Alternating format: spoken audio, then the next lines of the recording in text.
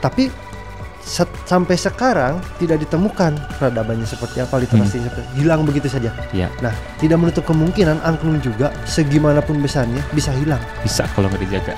Dan sebetulnya ini sebuah, kalau berbicara kita ekonomi, Iya. bisnis ini sangat menjanjikan. Peluang bisnis yang bagus sebenarnya.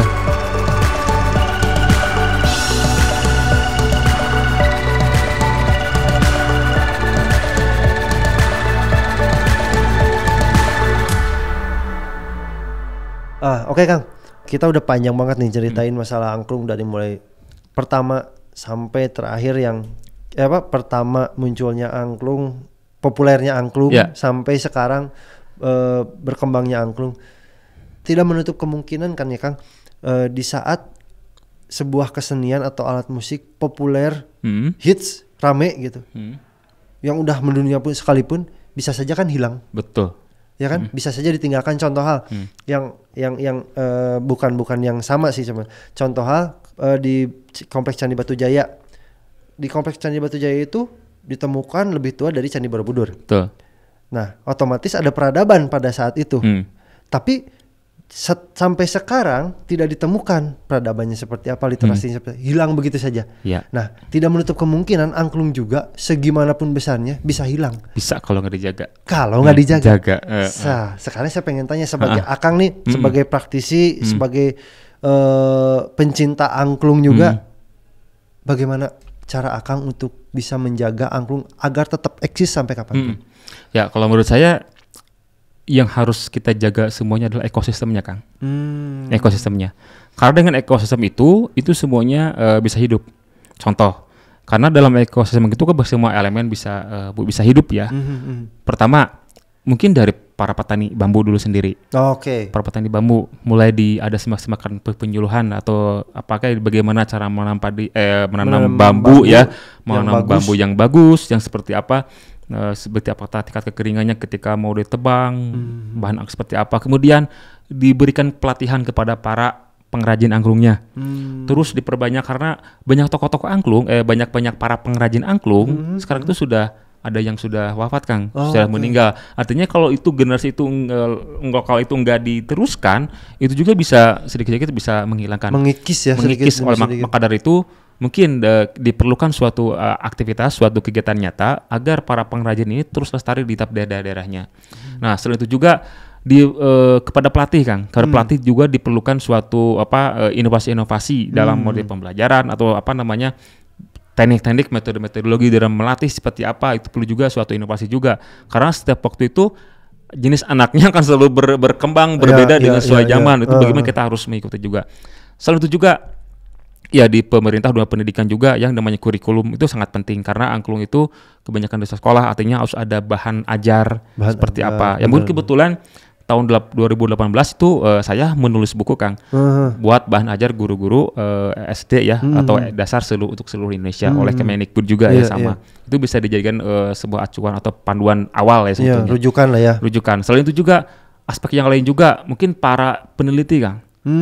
Itu penting juga karena harus balance semuanya, ekosistem harus jalan semua, mulai dari pengrajin, pelatih ya, pebisnis juga, Kang. Karena kalau mereka bikin aja nggak ada yang ngejual juga, angklungnya nggak akan bisa hidup juga. Nggak eksis juga. Itu juga kemudian ya paling ini sponsor juga pihak swasta dengan CSR-nya, tolong dibantu ya aktivitas dengan sponsor kegiatan biar semuanya elemen ini hidup semua, Kang. Jadi saya yakin angklung ini akan terus hidup ya dan itu juga oleh para musisi juga, seniman juga harus terus berinovasi. Makanya ruang lingkup ekosistemnya ini kalau jalan semua, saya kira semuanya akan hidup. Kalau satu aja yang pincang itu pasti ada terkendat gitu misalkan yang sekarang yang jarang tuh bambunya udah jarang sekarang loh. Bambu yang dengan kualitas yang standar untuk membuat angklung ya. Soalnya kalau bambu biasa banyak ya, Kang, buat bahan bangunan atau yang lainnya, tapi untuk bambu yang khusus untuk bahan angklung yang bagus itu udah mulai jarang ya. Betul. Tahu nggak, Kang? Gini soalnya kalau misalkan orang luar, anggap dari luar negeri itu beli bambunya, beli angklungnya ke Indonesia loh. Wow. Ke Indonesia, di sana nggak ada, jarang pohon bambu kan? Iya. Nah, standarnya nggak dapat. Dan kebutuhannya itu banyak banget. Karena saya beberapa kali melatih di luar negeri gitu ya. Di Belanda, di mana, di Jepang gitu, itu di sekolah-sekolah ada angklung loh. Ya, apalagi di Malaysia ya. Singapura itu udah banyak banget gitu. Tetangga kita itu. Dan sebetulnya ini sebuah, kalau berbicara kita ekonomi, bisnis ini sangat menjanjikan sekali. Peluang bisnis yang bagus sebenarnya. Karena apa? Bahan baku juga di kita kan negara terbesar kedua lah. Spesies bambu. Masalahnya ini diperlukan para periset. Bagaimana untuk menciptakan bahan baku buat angklung yang bagus seperti apakah? Nah, itu peluang-peluang sebetulnya buat para pengkaji ya. Setelah jadi itu nanti kepada para pengrajin. Seperti apakah kepanjangan atau seperti apakah nada atau standarisasi angklung seperti apakah? Karena sampai sekarang itu angklung sangat sulit Kang distandarisasikan. Bunyikin seperti ini nggak bisa. Ya, tidak seperti piano. Kalau piano kan C semuanya sama. Kalau angklung bahannya beda-beda karena ya awina atau bambunya nemunya dari mana saja kasar gitu, atau beda-beda ya, nggak mungkin bersama gitu, nggak mungkin sama itu Kang. Jadi menurut saya bagaimana angklung ini bisa terus lestari, terjaga, ya harus dijaga ekosistemnya. Benar banget. Baru bisa bertahan. Kalau ya jelas ya, namanya ekosistem itu kan rantai ya. Rantai satu sama lain berkaitan dan saling mendukung ya. Ya contoh halnya dengan kondisi sekarang yang ada gitu ya, jumlah atau ketersediaan bambu untuk bahan angklung yang bagus sudah mulai menipis, otomatis kan kedepannya kalau sudah tidak ada bambunya, otomatis yang lainnya kan terputus dong rantainya. Jangan-jangan nanti kayak di Jepang, angklung sudah diciptakan dari besi. Itu yang khawatir, menghilangkan esensi awalnya ya, karena musik bambu, angklung itu musik bambu, bambunya sudah tidak ada, bahaya dong. Jatuh-jatuhnya ya kita hanya bisa mendengar saja, melihat fisiknya bisa tidak ke depannya kan. Setidaknya dengan adanya Pandai ini memberi informasi juga ke masyarakat sama ke warga Pandai semua. Sebenarnya yang harus kita jaga adalah ekosistem. Betul. Karena semuanya berkaitan satu sama lain. Bila mana salah satu rantai ini ada yang putus, hilanglah angklung nanti. Betul. Jadi yuk bareng-bareng kita jaga warisan budaya dunia milik Indonesia, angklung ini supaya tetap eksis, supaya tetap ada, dan semoga dengan kita bahas di sini warga Pandai ada yang tertarik untuk mendalami, meriset, bahkan berbisnis di angklung. Karena ya wajar sekali kalau misalkan angklung dijadikan bisnis tapi bisa menjaga eksistensi. Iya, betul, ya kan? Betul. Iya, benar banget. Ya selain itu juga kegiatan angklung suatu wadah yang positif juga ya buat anak muda ya. Benar. Kalau misalkan ini kenapa tidak, kan sekarang angklung banyak tuh di Bandung ya yang menjual angklung. Sudah mulai bermunculan juga band-band angklung gitu ya. Artinya lebih bangga lah memainkan angklung. Karena apa?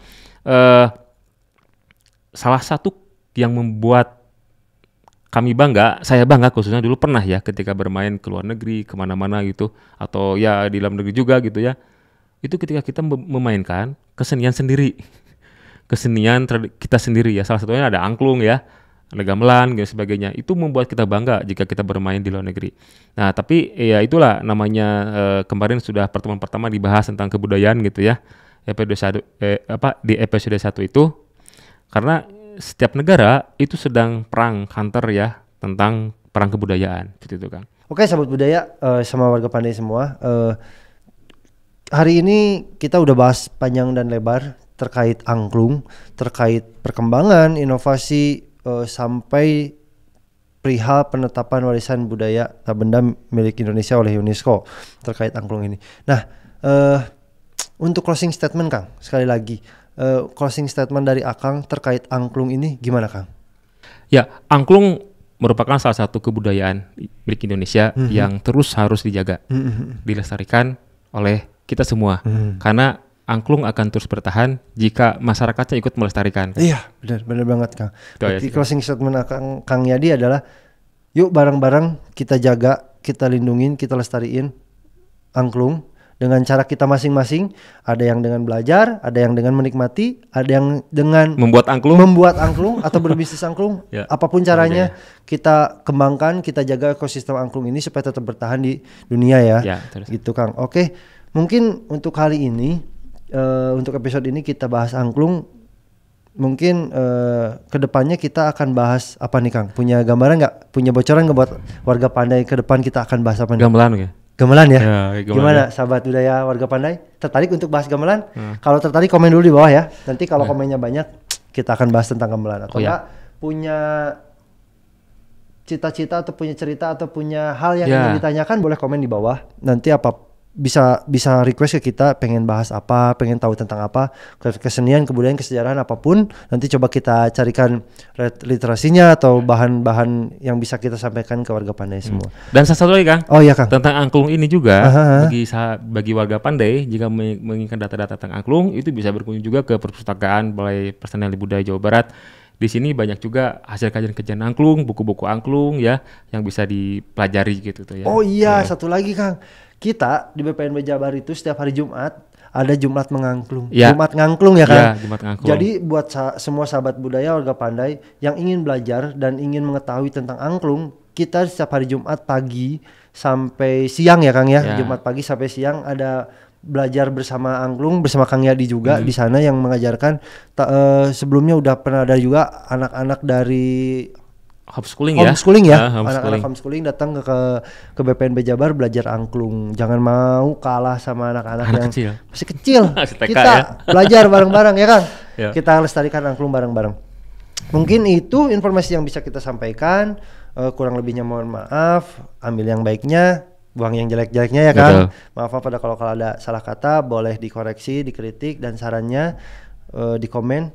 Jangan lupa juga buat semua warga Pandai dan semua sahabat budaya yang tertarik dengan informasi yang kita sajikan, kita sampaikan, boleh di like, boleh di komen, boleh di subscribe juga channel BPNB Jabarnya juga. Semoga podcast Nilai Budaya ini bisa terus berkembang juga. Amin. Mungkin itu aja yang bisa kita sampaikan. Terima kasih untuk perhatiannya semua sahabat budaya, buat supportnya juga. Tetap jaga kesehatan, jaga protokol kesehatan. Terima kasih sekali lagi. Jangan lupa like, comment, and share. Juga subscribe channel YouTube-nya BPNB Jabar. Wassalamualaikum warahmatullahi wabarakatuh. Salam sejahtera untuk kita semua. Om Santi Santi Santi Om. Nama budaya Rahayu. Salam budaya. Ciao.